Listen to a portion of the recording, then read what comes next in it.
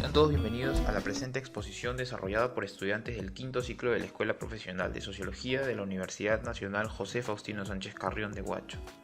Como pueden apreciar en el título, el tema desarrollado el día de hoy es la teoría de la sociedad líquida de Zygmunt Bauman, desarrollada en la asignatura de Teoría Sociológica 4, bajo la docencia de Héctor Romero Alba. A continuación les mostramos nuestra tabla de contenido, donde podremos apreciar lo que les traemos el día de hoy. En el capítulo 1 desarrollaremos la biografía, obras y contexto histórico. En el capítulo 2 tendremos los antecedentes, la teoría de la sociedad líquida. En el capítulo 3 tenemos la teoría de la sociedad líquida, modernidad líquida y amor líquido. Y finalmente terminamos en el capítulo 4 con las conclusiones. Soy José Guillermo Margarito Leighton y daré inicio a la exposición. Zygmunt Bauman es filósofo, sociólogo y ensayista polaco.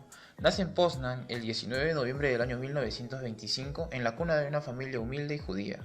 En el año 1939 se ve en la obligación de huir a Rusia debido a que la Alemania nazi invadió Polonia.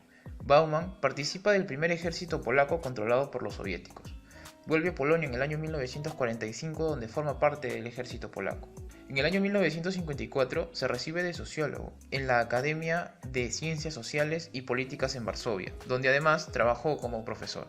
La obra de Bauman comprende de 57 libros y más de 100 ensayos. Sus principales aportaciones cuestionan temas como las clases sociales, el socialismo, el holocausto, que hace referencia al genocidio que tuvo lugar en Europa durante el transcurso de la Segunda Guerra Mundial. También toca temas como la hermenéutica, que es el arte de la interpretación, la modernidad, que parte del Renacimiento y se enfoca en el trazar de metas voluntaria individualmente. La posmodernidad también es uno de los temas abarcados por Bauman, que se basa en un amplio número de movimientos artísticos, culturales, literarios y filosóficos del siglo XX. El consumismo, que es la acumulación de bienes no esenciales, la globalización y la nueva pobreza. Junto con Alain Touraine, recibe el Premio de Príncipe de Asturias de Comunicaciones y Humanidades en el 2010. Finalmente, muere en Leeds. Principales obras. En el año 1998 publica La globalización, donde define a la globalización como una época donde ningún individuo debe ni quiere mantenerse quieto. En el año 1999 publica el libro Modernidad líquida, donde explica los fenómenos sociales de la era moderna. En el 2003 publica Amor líquido, que describe el tipo de relaciones interpersonales las cuales se caracterizan por la falta de solidez. En el año 2007 publica Vida Consumo, donde explica el paso del consumo al consumismo. Dentro del contexto histórico vamos a encontrar 4 puntos completamente importantes para poder abarcar el tema y el contexto en el que se desarrolló Zygmunt Bauman. Inicialmente tenemos el movimiento fascista italiano, desarrollado entre los años 1922 y 1938, que fue encabezado por Benito Mussolini. En este transcurso de tiempo también se desarrolla lo que es la ley Rocco en aquel lugar, donde se van a suprimir a los partidos que no sean fascistas. En el año 1927 se genera la ley del laboro, que significa la supresión de los derechos de los obreros. En el año 1939 se genera la invasión a Polonia, que ha sido mencionada también en la primera diapositiva como parte de la biografía de Bauman, donde se va a firmar también un pacto de no agresión con la Unión Revolucionaria Social Soviética por parte de la Alemania nazi. En el año 1939 a 1945 se lleva a cabo el acontecimiento de la Segunda Guerra Mundial, que fue la contienda más devastadora que la humanidad jamás ha conocido, con más de 60 millones de muertos y 100 millones de combatientes en un estado de guerra total. En el año 1945 y 1991 se genera la Guerra Fría, que fue el enfrentamiento entre el bloque occidental capitalista liderado por Estados Unidos y oriental comunista liderado por la Unión Revolucionaria Social Soviética. Zygmunt Bauman, en su teoría de la modernidad, se mostró influenciado por diversos teóricos. Si bien no existe un precedente, podemos identificar diversos pensamientos teóricos con los cuales podemos encontrar semejanzas en la manera de articular su pensamiento. En primer lugar, mencionaremos a Karl Marx. Uno de los aportes más importantes e impresionantes de Marx es el concepto acerca de la mercancía, que como sabemos posee valor de uso y valor de cambio. Y si bien sabemos que es necesario que la fuerza de trabajo se vea implicada aquí, Marx nos habla sobre el fetichismo de la mercancía, lo cual aleja al sujeto totalmente de lo que se necesitó para construir, preparar o contribuir a aquella mercancía, centrándose solo en su deseo de consumir lo que conocemos como consumismo. Bauman menciona al individuo como producto deseable y atractivo puesto en el mercado y promocionado por sí mismo. De esta forma, Bauman introduce el concepto de fetichismo de la subjetividad, basado en la supuesta soberanía del consumidor y la idea de un sujeto más libre, que nunca deja de elegir entre todas las opciones que le presenta el mercado y que a su vez oculta las relaciones de compra y venta detrás de la creación de tal subjetividad. A partir del constante cambio de identidad que la cultura del consumismo prefiere, una especie de compro luego existo como sujeto. El consumismo del que habla Bauman en esta nueva modernidad produce una cierta felicidad, pero no igual al momento de Marx, donde se optaba por obtener la mercancía. Ahora la felicidad no está determinada por la satisfacción de los deseos, sino en un uso interminable que le demos a los productos y a las personas, y que nos den sus experiencias lo más rápido posible, creando así cada vez más productos para el desecho y la sustitución. Asimismo, Bauman alerta sobre las dos acusaciones que hizo Marx sobre el capitalismo, haciendo referencia a su carácter derrochador y su iniquidad moral, que aún hoy siguen vigentes, y lo único que ha cambiado es que el derroche y la injusticia han alcanzado dimensiones planetarias. Todo lo sólido se desvanece en el aire. Es la histórica frase contenida en el manifiesto del Partido Comunista de Marx y Engels. Seguido de esta oración, no menos cargada de significado, todo lo sagrado es profano, y los hombres al fin se ven forzados a considerar serenamente sus condiciones de existencia y sus relaciones recíprocas. Esta fue la visión de una modernidad para Marx, una modernidad que en algún momento se vería inestable y que se encargó de reproducir Bauman. George Simmel. La preocupación de Simmel se concentraba en la definición del extraño y de su función para la sociedad. El extraño es uno de los varios tipos sociales descritos por Simmel, cuya relación con la sociedad muestra la existencia simultánea de situaciones de inclusión y exclusión. Se considera un extraño alguien que se encuentra alejado de cierto grupo social. El extraño que llega, que se acerca, tiene un pasado, una biografía no compartida hasta el momento de su llegada, pero que es dinámica. Al quedarse el extraño, podrá significar que la continuidad de su biografía será compartida con los demás miembros del grupo. En este sentido, el extraño empieza a hacerse parte del grupo, aunque no en igualdad de relación con los demás miembros. El extraño aparece dentro del análisis de Bauman de modernidad debido a que justamente los extraños irritan, desagradan, desconciertan porque tienen con su sola presencia a opacar los límites de la vida que un sujeto lleva en la modernidad sólida. Bauman deduce que el principal problema del extraño radica en su formación de identidad. La oposición entre nosotros y ellos es la base sobre la cual es posible desarrollar el significado de la identidad. De esta forma se buscan fronteras que puedan separarnos a nosotros de ellos, aunque los extraños aseguran que estas fronteras pueden ser atravesadas. En un intento de establecer homogeneidad, evitar rivalidades y que todo esté en armonía y que la igualdad sea la base para crear la identidad, la modernidad y los que la componen ignoraron las consecuencias de ello, ya que se ha visto surgir grandes movimientos discriminatorios y violentos. Los extraños de la contemporaneidad continúan representando la resistencia a la fijación y a la contestación de las oposiciones, cuestionando la modernidad como un seguro campo de acción. De este modo, tenemos también el ejemplo de Augusto Comte, quien pensó que el hombre, al llegar al estadio positivo, estaría o pasaría a formar parte de una sociedad ideal, y vemos que dentro de la modernidad líquida no es así. Cabe señalar también aquí a Max Weber, que se preocupó por cómo los sistemas de producción volvían a las personas como máquinas sin iniciativa ni valores, evidenciándolas ahora dentro de la nueva modernidad. La modernidad surge en el siglo XV después de cambios significativos a nivel global, como el desarrollo de la imprenta, las revoluciones, etc. Es un mundo donde el mismo individuo marca sus metas a propia voluntad de una manera lógica y racional. A mediados de los 80, Bauman empezó a desarrollar interés por la modernidad y la posmodernidad en oposición a lo premoderno. Entonces la modernidad hace referencia a una perspectiva filosófica, como la ilustración, como a una organización social, que es la planificación racional.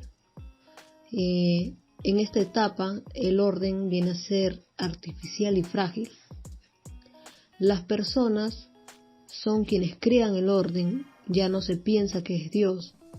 Entonces es ahí, en el génesis de la modernidad, existía la tolerancia y el fomento de la diversidad, ¿no? Pero ahora esto incluso es algo que se considera contrario al orden. Se empieza a buscar la perfección a través de la homogeneidad u uniformidad. Se trata de cuidar lo ya establecido como el orden y todo lo que representa o va en contra de ello. Se busca erradicarlo, ya sean prácticas o personas que no encajen en el gran plan de las cosas. Y esto es algo que va en contra de la variedad cultural, es decir, se cae en una hostilidad y en una ambivalencia. Entonces la modernidad va acompañada de la racionalidad instrumental, ¿no? Es decir, la perfección, el orden y la homogeneidad se lograrían con eficacia, o sea, los métodos y la eficacia para llegar a un fin.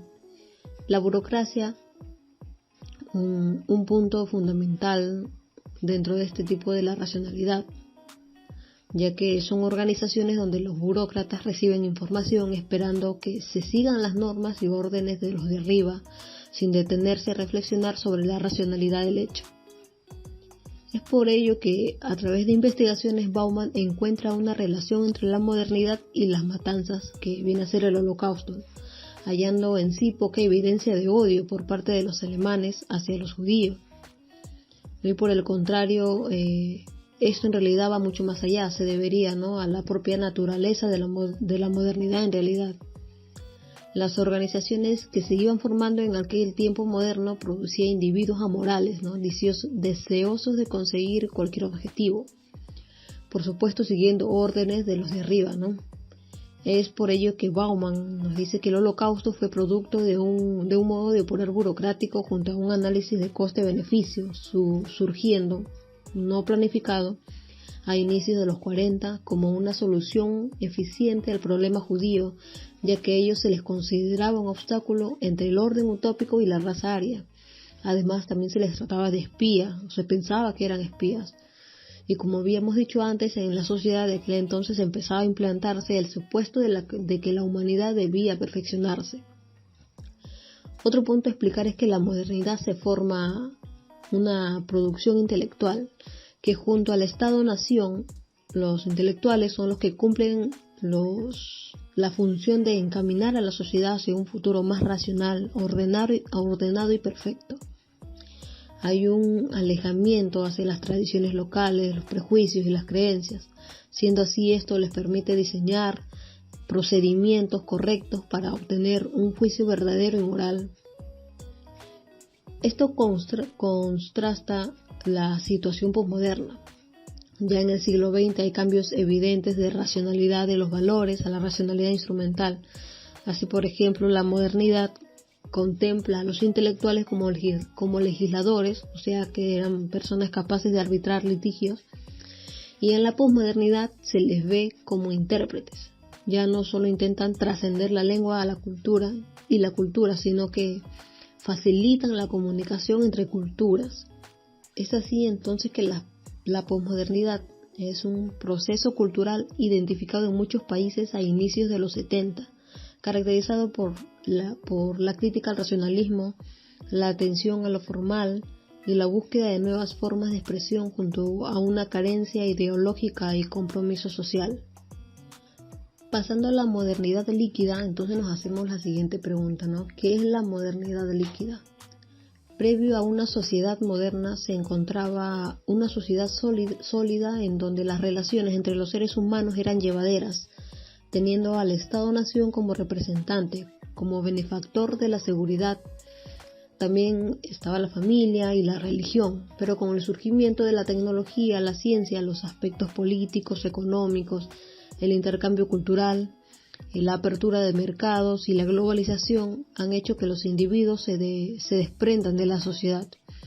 Entonces, para Bauman, esto significa que la modernidad de ser sólida pasó a ser líquida, como si la posibilidad de una sociedad productiva o beneficiosa se les escapara como agua entre los dedos, mucho debido al escaso control.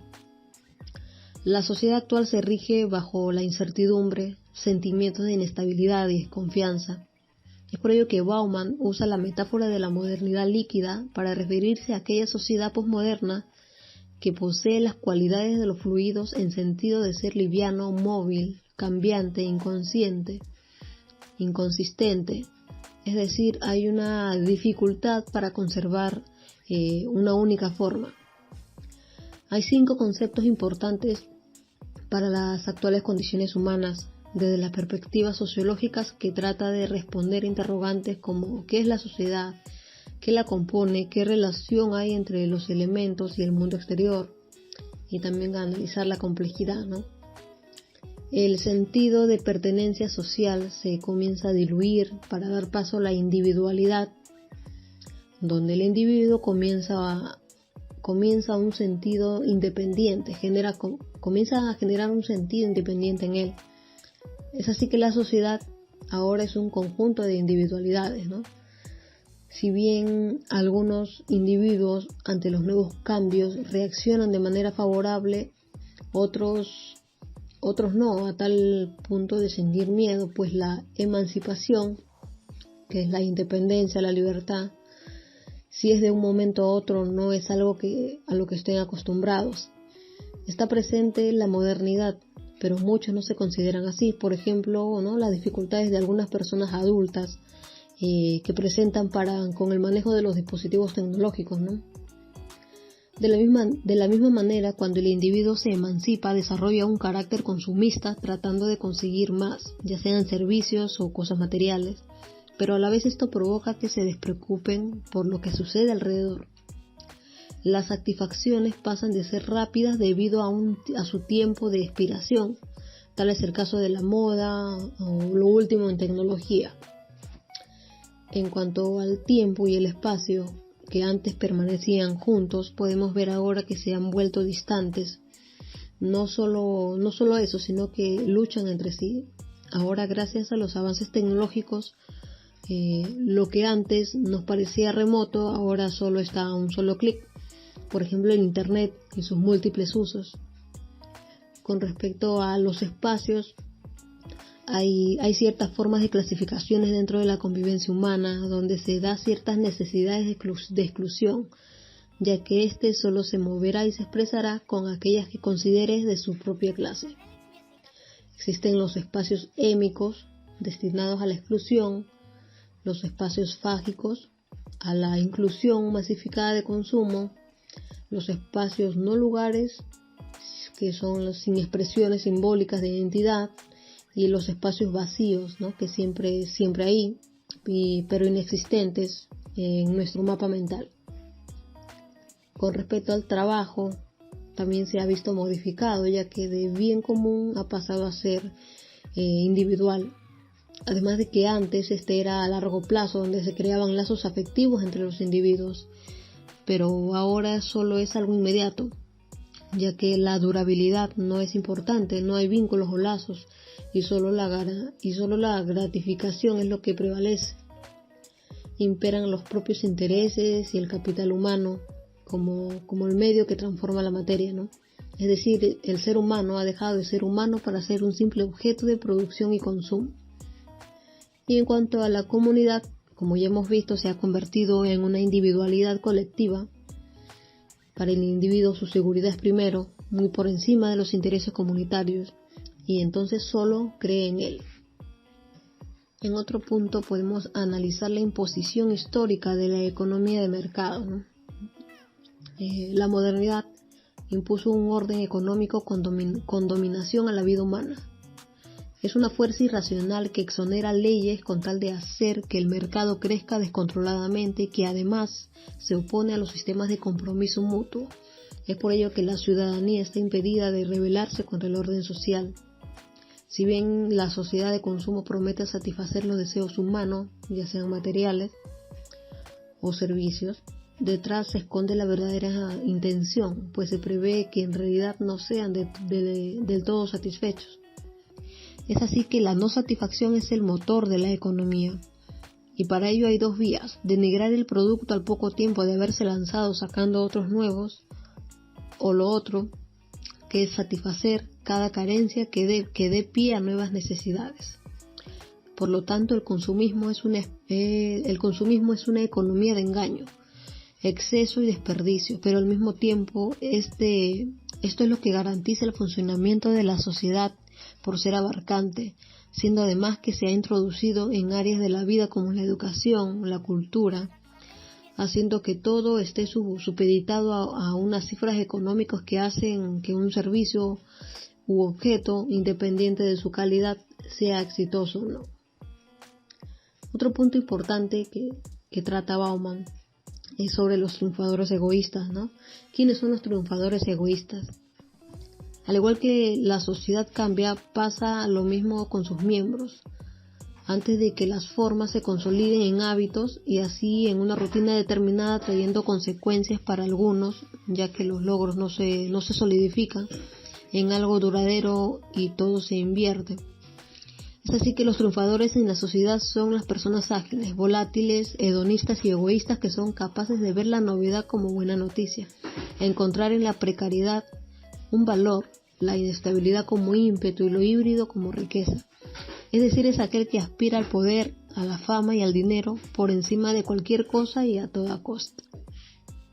En cuanto al extraño, Bauman nos dice que es aquel portador de incertidumbre que representa peligro al atentar contra el mismo orden en un determinado espacio social. Es quien cuestiona radicalmente la presunta comprensión recíproca que el yo tiene con el otro. Son generadores de ambivalencia, son irregulares e impredecibles en sus reacciones.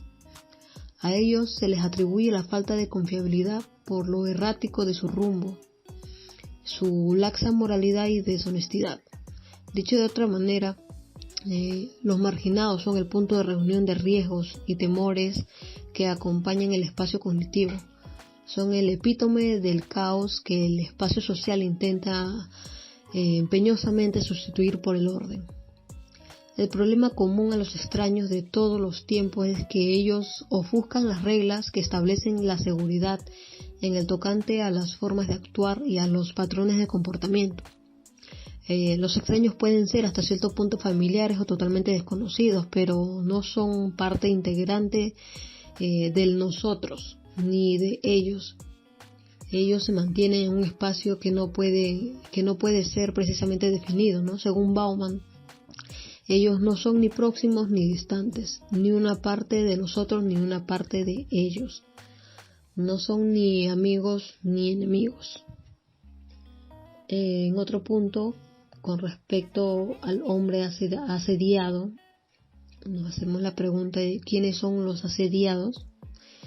Y Bauman nos dice que es aquel que busca la individualidad y singularidad, trayendo consigo una gran contradicción, ya que si hablamos de individualidad significaría ser auténtico y fiel a uno mismo, cosa que en la sociedad líquida la fidelidad no es un valor. Y además, en aquella sociedad prima la semejanza, deben ser todos iguales, seguir las mismas estrategias vitales, usar las señas compartidas, reconocibles e intangibles, ¿no? Por ejemplo, el gusto por ciertas cosas como la moda, la música, las marcas, el consumo, incluso el comportamiento. Es decir, la autenticidad se halla consumiendo determinados productos o usando la misma marca de ropa. Esto ha provocado la producción en masa, así como el consumo de masas, teniendo como efecto la polarización no solo de la sociedad, sino del planeta. Bauman nos dice que a este individuo asediado también se le conoce como Homo legens, hombre lector, completamente incompleto, auténticamente inauténtico. Este y el mercado de consumo conviven en una simbiosis, es decir, se benefician mutuamente. Uno no sobrevive sin el otro, el mercado no sobrevive sin el consumidor. Como último punto a tratar, tenemos a la globalización, ¿no? Que la globalización en sí ha supuesto un deterioro en las condiciones de vida para muchos. Las consecuencias más graves eran vistas antes solo en el tercer mundo, donde justamente imperaba la crisis alimentaria, ¿no? La pobreza. Sin embargo, con las tantas crisis económicas a nivel mundial, el deterioro ha llegado también hasta el primer mundo. Es por esto que Bauman nos dice que los problemas de nuestros días tienen raíces planetarias y por eso requieren de soluciones globales. Es un trabajo de todos, pues todos dependemos de todos, valga la redundancia, para vivir el futuro. Se debe buscar un escenario global donde las iniciativas económicas dejen de ser guiadas por los beneficios monetarios. Soy María Ortega Villanueva y les voy a hablar sobre el amor líquido. Para entender el texto de Amor líquido acerca de la fragilidad de los vínculos humanos, hay que tener en cuenta que la modernidad líquida es una forma metafórica que utiliza Bauman para referirse a una serie de cambios en las dinámicas sociales, de tal modo que la modernidad líquida se caracteriza por la fluidez, también por el cambio y la flexibilidad, rasgos que también se plasman en el amor líquido. Bauman sostiene que las relaciones amorosas, de amistad y familiares es bajo una lógica fragmentaria y por lo tanto los vínculos son más frágiles y de menor duración en comparación a las relaciones estables de la modernidad sólida, lo que da lugar a la soledad colectiva y desintegración de las relaciones sociales. El texto de Amor líquido está compuesto por 4 ensayos que son: el primero, enamorarse y desenamorarse; el segundo, fuera y dentro de la caja de herramientas de la socialidad; el tercero, que vendría a ser sobre la dificultad de amar al prójimo; y por último, la unión desmantelada. Dentro de enamorarse y desenamorarse habrá 3 puntos a tocar, que sería sobre la pregunta por el amor, las promesas del compromiso no significan nada a largo plazo, las relaciones de bolsillo. Sobre la pregunta por el amor, esta abundancia de aparentes experiencias amorosas da la sensación de que está uno enamorado. Entendiendo este término como el acto de ejercer el amor, es una destreza que se puede aprender. Incluso se puede creer que la capacidad de enamorarse aumenta con la práctica. Sin embargo, esto es una ilusión, ya que lo que se obtiene de esta serie de relaciones convertidas en una cadena de episodios amorosos, en la mayoría de los casos intensas, breves e impactantes en realidad, lo que buscan es terminar rápidamente una para volver a comenzar o empezar otra desde el principio. Las promesas del compromiso no significan nada a largo plazo. El compromiso es un resultado de otras cosas del grado de satisfacción que nos provoca la relación. Una relación, dirían los expertos, es una inversión como cualquier otra que ustedes podrían hacer, ya que le dedican tiempo, dinero, esfuerzo que hubieran podido dedicar o destinar a otro propósito. En las relaciones de bolsillo se trata más de una relación agradable y breve, donde no tienen que hacer grandes esfuerzos, donde no existen las emociones que pueden o suelen llamarse amor. Estas relaciones tienen 2 condiciones. La primera es que prohíbe que las emociones emerjan, porque de esta manera pueden arrebatar la tranquilidad que generan, y la segunda condición es mantener la relación en ese estado. Es por eso que no se debe pasar mucho tiempo en la interacción, porque se corre el riesgo de que se salga del bolsillo, por así decirlo, ¿no? A todo esto se demuestra cómo el consumo se extiende hasta las relaciones humanas, pensando inclusive en términos de inversión, como una manera de mercancía más de la que te puedes desprender o puedes desechar o conservar según la necesidad del momento. Sin embargo, también hay otros que, con un deseo decidido de enfrentar la vida de una manera diferente a la que ofrece la contemporaneidad líquida, y con esto lograr establecer relaciones más sólidas, fuera y dentro de la caja de herramientas de la socialidad. Hablaremos de 4 puntos: el sexo como punto de partida de la cultura, la separación de eros y anteros, pérdida de la distinción entre lo bueno y lo malo, y la fragmentación de la sociedad. El sexo como punto de partida de la cultura. El deseo sexual es un impulso social que busca la unión de 2 seres humanos. Antes de la modernidad, el sexo estaba ligado a conceptos como el matrimonio, la fidelidad, la lealtad y la herencia, ya que concebir hijos constituía una excelente inversión antes de que la modernidad y la sociedad actual desarrollaran medicamentos y las expectativas de vida fueran más cortas. Asimismo, los hijos eran un camino a la trascendencia metafísica una vez que los padres murieran. con esto, el avance de la racionalidad y la tecnología, el sexo fue despojado del vínculo que tenía con el amor, la dedicación, el cuidado y la construcción de una relación a largo plazo. Dejó de ser un medio para la unión entre dos y se transformó en un fin en sí mismo. La separación de eros y anteros. Con la liberación del sexo de los ojos de muchos anticuarios valores, se gestó una revolución sexual y científica que permitía aliviar las angustias de la sociedad, pero en realidad solo hizo que éstas mutaran. Ahora, al haber perdido misterio y encanto, el sexo deja al individuo de la sociedad líquida insatisfecho. El miedo al compromiso, la indefinición, la revocabilidad de la identidad sexual de acuerdo a las circunstancias son el veneno y el antídoto que define a la sexualidad de hoy en día, pérdida de la distinción entre lo bueno y lo malo. Muchas prácticas sexuales que antes hubieran sido desdeñadas pasaron a ser aprobadas a la vez que expertos y medios de comunicación difundieran el mensaje de que no había que comprometerse eternamente en una relación. Ante esto, el ser humano se vuelve conveniente y actúa de acuerdo a las circunstancias y en términos de costo y beneficio. Fragmentación de la sociedad. El avance de la tecnología, representado con la masificación del uso del celular, ha venido creando una sociedad a la que le cuesta cada vez más establecer vínculos y entablar relaciones. La reivindicación de la comunicación como eje para la resolución de problemas cotidianos por movimientos como el anarquismo ha perdido terreno. Los valores de la sociedad de mercado le han quitado territorio a la solidaridad y han exagerado y exacerbado el egoísmo. Todo lo sólido se desvanece en el aire. Es la histórica frase contenida en el manifiesto del Partido Comunista de Marx y Engels, seguida de esta oración, no menos cargada de significado. Todo lo sagrado es profano, y los hombres, al fin, se ven forzados a considerar serenamente sus condiciones de existencia y sus relaciones recíprocas. Para Marx, todo lo que se encontraba como institucionado iba a caer.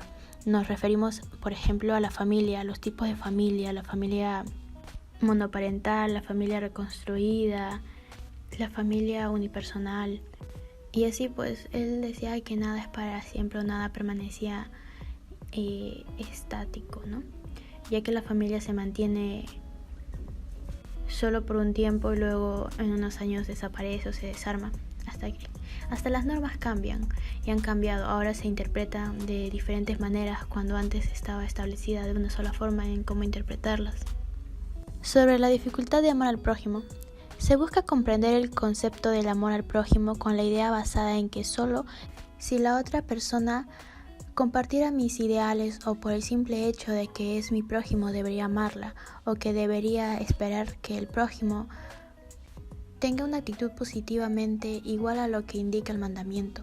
Según Freud, analiza el concepto de prójimo atribuyéndolo más que todo a una forma de disciplina y explicando que lo natural en el hombre es hacer lo contrario a esa definición de aceptar o aceptada por muchos en realidad, ¿no?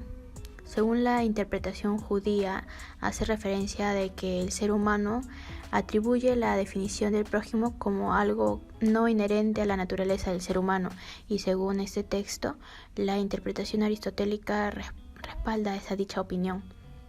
A la relación del concepto de amar al prójimo visto desde hoy hacia atrás en el tiempo es entendido como un concepto de fe que el hombre necesita emplear para que el humano o la humanidad pueda entender el concepto de moral como parte de su coexistencia con los otros seres humanos.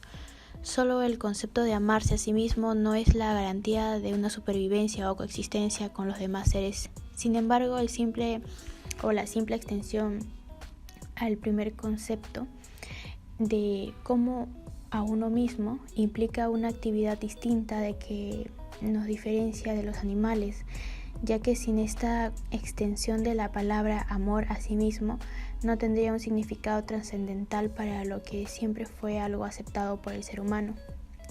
El análisis del amor al prójimo es relacionado directamente de un concepto religioso que debe ser entendido de esa forma para que el ser humano pueda darle un sentido a este razonamiento de amar al prójimo como a uno mismo.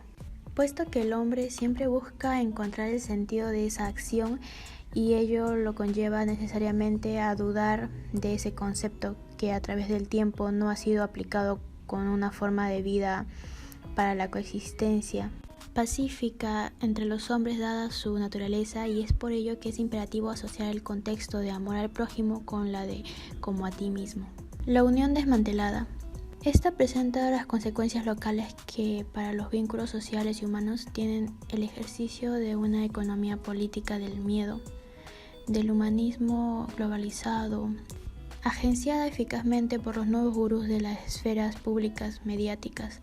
Aborda también la existencia de estrategias sociales, de movimientos, comunidades o activistas que redefinen la relación entre lo global y lo local, al asumirla como la existencia de diferentes escalas en las que se juegan las redes para el establecimiento de coaliciones con otras luchas basadas en lógicas situadas. Así el escenario se hace más complejo y las opiniones para el comunicador social se ubican en campos éticos y políticos de su quehacer. Ahora pasamos a conclusiones. El primer punto es: la tarea más difícil de la actualidad es asignar importancia y ordenar jerárquicamente la información. El segundo punto: la única regla que tenemos es la relevancia momentánea del tema. El cuarto punto es: la información, como cualquier otra mercancía, está concebida para ser consumida instantáneamente. Y por último, el cuarto punto: que debemos aprender a vivir en un mundo sobresaturado de información. Eso sería todo. Muchas gracias por su atención.